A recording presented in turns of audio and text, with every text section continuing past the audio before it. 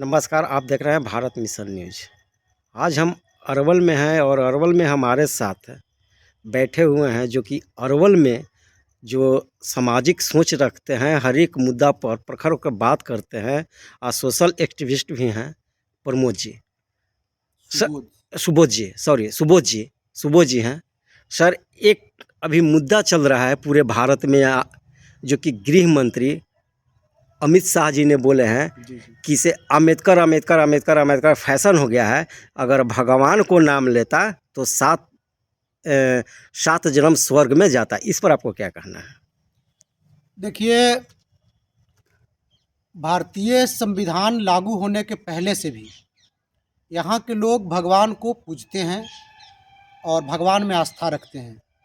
लेकिन संविधान लागू होने से पहले इस देश के दलितों को, आदिवासियों को, पिछड़ों को, महिलाओं को न वोट देने का अधिकार था, न सार्वजनिक रास्ते पे चलने का अधिकार था।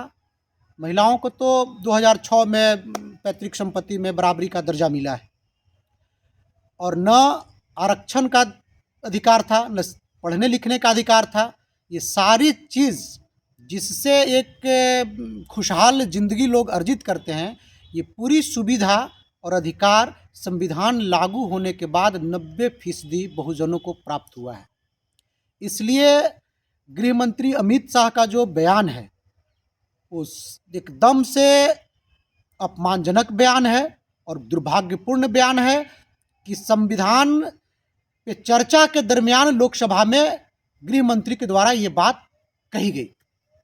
सबसे पहले तो हम कहेंगे कि अमित शाह को बर्खास्त करना चाहिए। संविधान में विश्वास नहीं रखते हैं और संविधान रचने वाले, संविधान बनाने में जिनकी महत्वपूर्ण योगदान रहा है, उनके ही बौद्धिक संघर्षों से तमाम जो पिछड़े दलित के लिए जो भी आर्टिकल है उस पर बहस करना और पूरे संविधान सभा को विश्वास में लेना, और पिछड़ों के लिए भी मैं तो कहूँगा कि पिछड़ों के लिए भी पिछड़ा वर्ग आयोग का गठन और आरक्षण की प्रावधान, ये सारे चीज़ें बाबा साहब के मतलब अथक बौद्धिक प्रयासों और संघर्षों की वजह से ही प्राप्त हो सका है।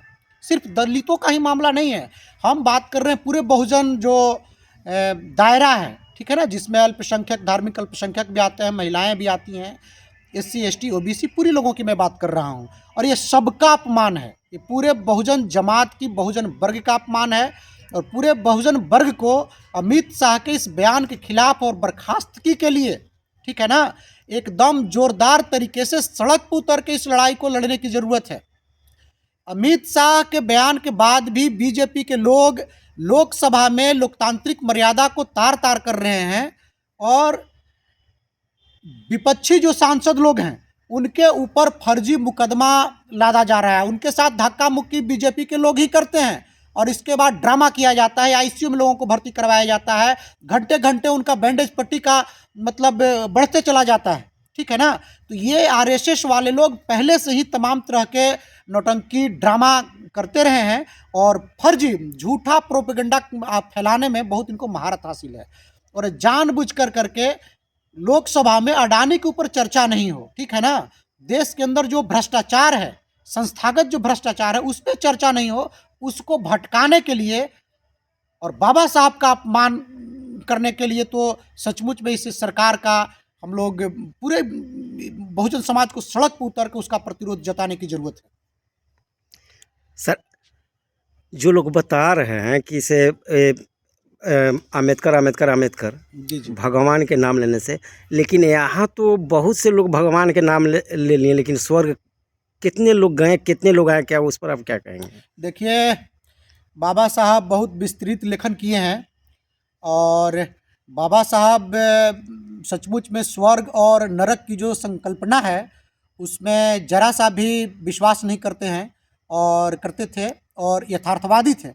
और इसीलिए वो तो हिंदू धर्म में जो लोग चाहते हैं कि स्वर्ग जाने वाली जो यहाँ बात है, तो हिंदू धर्म को छोड़ दिए थे और बौद्ध धर्म एक्सेप्ट कर लिए थे, इसलिए कि बराबरी और समानता का जो रास्ता दिखाता है उस धर्म को ये स्वीकार किए थे।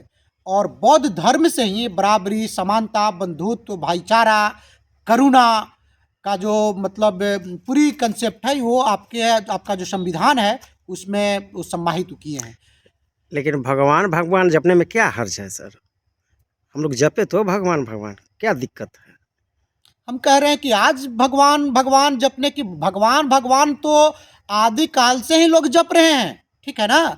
लेकिन आदि काल से जपने वाले जो लोग थे उनको ये संविधान से पहले एक इंसान का दर्जा उनको इस देश में नहीं मिला था, समाज में नहीं मिला था।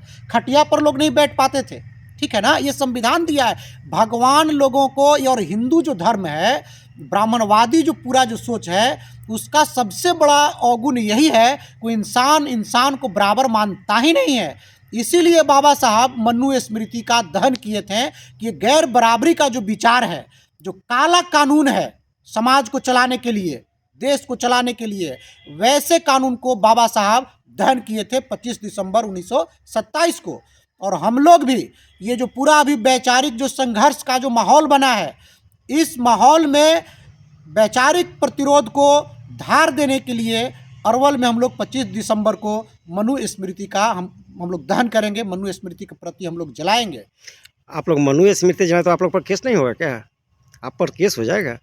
देखिए, संविधान निर्माण करने वाले, महत्वपूर्ण भूमिका निभाने वाले, ठीक है ना, बाबा साहब ने, ठीक है, संविधान बनने से पहले ही जब बाबा साहब ने जिस ग्रंथ को जलाया, और अगर उनका कर्म अगर नैतिक कर्म है और हम उस कर्म को करते हैं तो कहीं से भी अनैतिक नहीं है, ठीक है ना। जो असमानता और गैर बराबरी का जो दस्तावेज है उसको जलाने में केस मुकदमा कुछ भी होता है, उसका प्रवाह हम लोगों को नहीं है। हम लोग गैर बराबरी का जो वसूल है, गैर बराबरी का जो विधान है, गैर बराबरी का जो कानून है, ठीक है ना, जो न महिलाओं को बराबरी का दर्जा देता है, न दलितों को देता है, न आदिवासियों को बराबर का इंसान मानता है, और न ही धार्मिक अल्पसंख्यकों को भी, ठीक है ना। तो ये इस तरीके का ग्रंथ का क्या मतलब है?